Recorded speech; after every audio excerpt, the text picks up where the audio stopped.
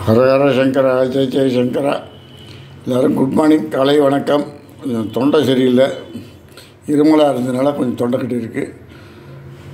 இன்றைக்கி பாருங்கள், காலையில் மாமி என்ன சமையல் பண்ணியிருக்கா, அதை எப்படி பண்ணாங்க எல்லா வரும் சொல்லுவாங்க, நோட் பண்ணிக்கோங்க. ரொம்ப சிம்பிள் சமையல் தான். இந்த புளிக்காய்ச்சல் பாக்கி இருந்தது, அதை சாதமாக பசைஞ்சு விட்டேன். இந்த கத்திரிக்காய் முருங்கைக்காய் பொரிச்ச கூட்டு பண்ணியிருக்கேன். அதாவது தண்ணி கொஞ்சமாக அலுமினியம் கிண்ணத்தில் வச்சுட்டு இந்த இண்டாலி கிண்ணத்தில் கத்திரிக்காயும் முருங்கைக்காயும் நறுக்கி இதில் போட்டு கொஞ்சமாக மஞ்சத்தூள் உப்பு போட்டு நல்லா வேக வச்சுட்டு அது நல்லா வெந்தோடனே கத்திரிக்காயும் முருங்கைக்காயும் நல்லா வெந்ததுக்கப்புறம் தேங்காய், ஜீரகம், வறுத்த உளுத்தம் பருப்பு, ஒரே ஒரு மிளகா வத்தல் போட்டு அதை நல்லா அரைச்சி இதில் போட்டுட்டு புளிக்காய்ச்சல் துவரம் பருப்பு கடைஞ்சி இதில் போட்டு கடுகு உளுத்தம் பருப்பு தாளித்து இதில் வச்சுருக்கேன் பொரிச்ச கூட்டுக்கு. அதான் புளிஞ்சாதி தொட்டுக்கலாம், அது ரொம்ப நல்லா இருக்கும் பொரிச்ச கூட்டுக்கு. அடுத்து வந்து கொத்தமல்லி தொக்கு பண்ணியிருக்கேன். கொத்தமல்லி கட்டு வாங்கிட்டு வந்தா மாமா, அதை ஆஞ்சு அலசி நறுக்கி ஒரு 6-7 ரெட் சில்லி, கொஞ்சமாக கட்டி பெருங்காயம், துளியுண்டு ஒரு சின்ன கொட்டைப்பாக்கு அளவு புளி, தேவையான அளவு உப்பு, உளுத்தம்பருப்பு நல்லா 2 டேபிள் ஸ்பூன் போட்டு நல்லா வறுத்துட்டு இப்போ கொத்தமல்லி நல்லா ட்ரையாக தண்ணி இல்லாமல் அதை நல்லா தொடச்சி எடுத்துட்டு நறுக்கி மிக்சியில் வச்சு மினி ஜாரில் முதல்ல உப்பரப்பை அரைச்சுட்டேன். இல்லை, அது வாடுறது மண்ணாக இருக்குது, அதெல்லாம் ஆஞ்சு க்ளீன் பண்ணேன்னு சொன்னேனே. அதை நறுக்கிட்டு முதல்ல உப்பரப்பை அரைச்சிட்டு அப்புறம் கொஞ்சம் கொஞ்சமாக கொத்தமல்லியை போட்டு இதை அரைச்சி எடுத்து வச்சுருக்கேன் கொத்தமல்லி தொக்கு. அடுத்து மாமா கொஞ்சமாக சாம்பிளுக்கு கொஞ்சமாக வடுமாங்காய் வாங்கிட்டு வந்தார். அதுக்கு வந்து இந்த கொஞ்சமாக இந்த பாருங்க விளக்கெண்ணெய் கொஞ்சமாக கையில் எடுத்துட்டுருக்கேன். அதை இப்படி 2 கையிலையும் தடவின்ட்டு இந்த விளக்கெண்ணையை, இந்த மாங்காய் சூடு நம்மளுக்கு ஒன்றும் பண்ணக்கூடாது, 2வது உப்பரப்பு நல்லா இறங்கும், அதுக்காக தான் இப்படி பண்ணுறான் அந்த காலத்தில். இந்த விளக்கெண்ணெய் எல்லா மாங்காயிலையும் படணும். அந்த மாதிரி நல்லா சும்மா கையில் துவச்சி எடுத்துட்டா போதும். ஒரு சில பேர் நல்லெண்ணெய் தடவுறா, நான் என்னமோ விளக்கெண்ணெய் தான் தடவி எங்களுக்கு பழக்கம், அதனால் விளக்கெண்ணெய் தடவுறேன். இதை நல்லா தடவிட்டு தண்ணியில் போட்டு அலம்பிட்டு இந்த காம்பு கிட்ட மண் இருக்கும், அதெல்லாம் நல்லா சுரண்டி அலம்பிட்டு கொஞ்சமாக காம்பு வைக்கணும். இந்த மாதிரி உடச்சிடணும். அதை சின்ன காம்பு வச்சு இன்னும் கூட உடைக்கலாம். நான் இன்னும் கொஞ்சம் கூட வச்சுருக்கேன். இந்த அளவு வச்சா போகிற காம்பு. இதை பாருங்க பால் விடுறது இதுலேருந்து நல்லா தொடச்சிடணும். அதை நல்லா தொடச்சிட்டு இப்போ இதுக்கு தேவையான அளவு மிளகா வச்சுருக்கேன். இல்லை தண்ணியோட நம்ம இது பண்ண கூடாது, தண்ணி நல்லா தொடச்சிடணும். நல்லா தொடச்சிட்டு இது மாதிரி விளக்கெண்ணெய் ஒரு ட்ராப் எடுத்துட்டா போகிறோம். எல்லா மாங்காய்க்கும் தடவி விட்டுடலாம். விளக்கெண்ணையை தடவிட்டு இதுக்கு தேவையான அளவு 1/2 ஸ்பூன். இது எப்படி அரைக்க போகிறேன்னா, நான் இதை ஊற வச்சு இந்த தண்ணி வந்ததுக்கப்புறம் அரைப்பேன். இன்றைக்கி அப்படி செய்ய போகிறதில்ல, ட்ரையாகவே போட போகிறேன். நான் மிளகா 5-6 மிளகா எடுத்துட்டுருக்கேன். ஒரு 1/2 டேபிள் ஸ்பூன் கடுகு, கொஞ்சமாக உப்பு, 1 டேபிள் ஸ்பூன் உப்பு, கல்லுப்பு. இது நல்லா கறிக்கும், உப்பு கறிக்கும். அதனால தான் நிறையா போடுறதா இருந்தால் அந்த மெத்தட் நான் காமிக்கிறேன். இதுக்கு தேவையான மஞ்சத்தூள் இது எல்லாத்தையும் இதில் பவுடர் பண்ணி இதில் சேர்க்க போகிறேன். உங்களுக்கு சேர்த்துட்டு இந்த வடுமாங்காயை காமிக்கிறேன் உங்களுக்கு. வடுமாங்காய் கிலோ வந்து 240 ரூபான்னு வாங்கினேன். ஆமாம். ஸோ நேற்று முந்தானாலாம் பார்த்தா 420 ரூபா இருந்தது. இப்போ வந்து திடீர்னு குறைஞ்சிருக்கு. அதனால் சரி கொஞ்சம் சாம்பிள் வாங்கின்னு வந்து போட்டு பார்ப்போம் அந்த வருஷத்துக்கு.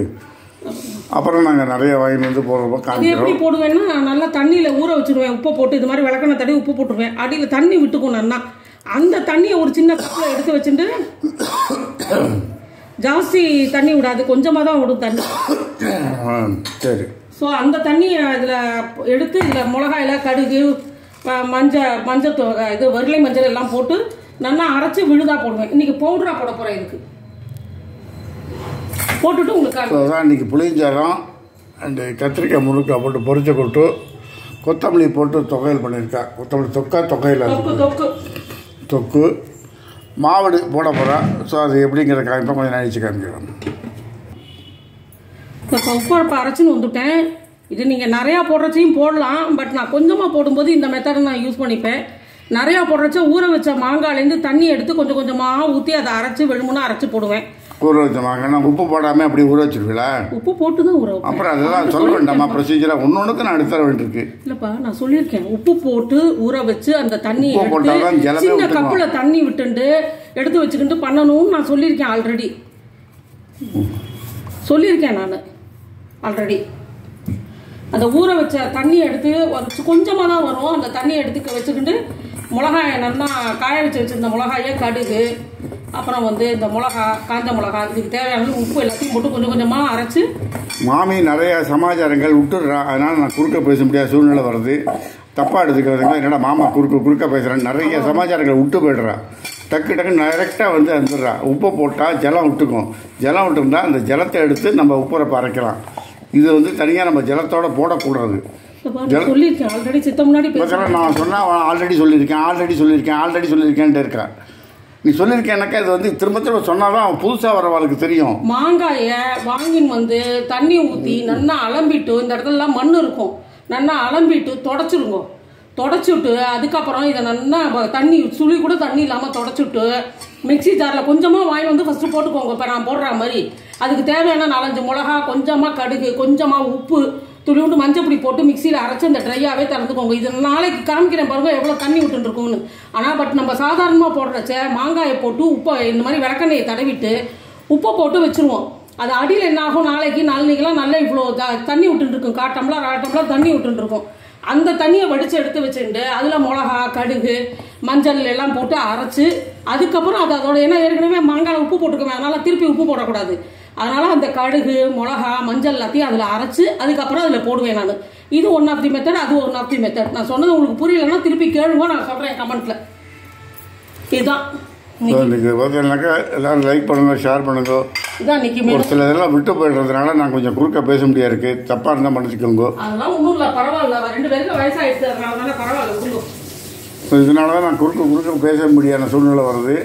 அது நீங்கள் டவுட்டெல்லாம் கேட்பேன் மாமிகிட்ட, அதனால் இப்படி பண்ணலாமா அப்படி பண்ணலாமான்னு அது விட்டு போய்டுறது. நிறைய சமாச்சாரங்கள் சொல்ல மறந்து போய்டுறா. அதனால தான் நான் குறுக்கம் பேசப்படியாக இருக்குது.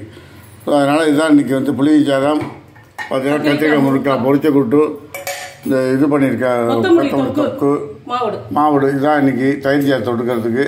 ஸோ எல்லாம் செஞ்சு பாருங்கள். செஞ்சு பார்த்து லைக் பண்ணுங்கள், ஷேர் பண்ணுங்கள், சப்ஸ்கிரைப் பண்ணுங்கள். Thank you very much. பாய்.